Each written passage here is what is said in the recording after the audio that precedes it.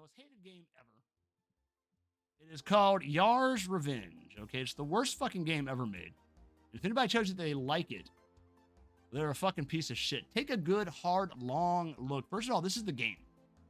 All right, without even me telling you the story. All right, look at these fucking colors. All right, these are not colors that occur naturally. These are the kind of colors that you see when you are in a place that's not quite a prison, not quite an insane asylum, but the worst of both. This is just what you see all the time.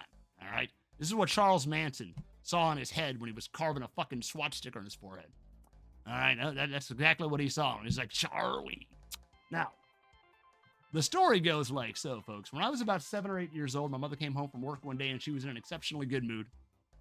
All right, maybe she got some D from the janitor. I don't know. But she comes in and she says, hey, Caleb, do you want to go get an Atari game? Because that's all I had at that time was a garbage-ass Atari 2600.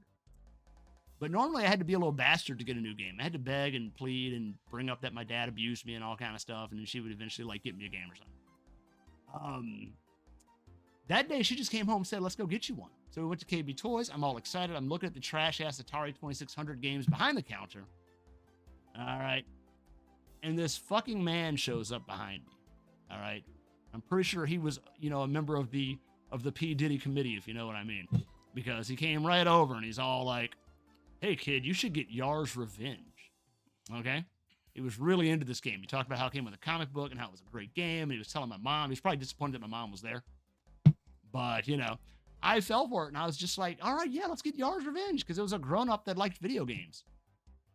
And, so this is where I blew my one free shot at a fucking game.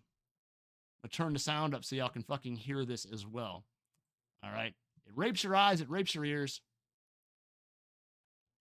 Get ready. Can you hear it, folks? Civics, welcome on in, beautiful.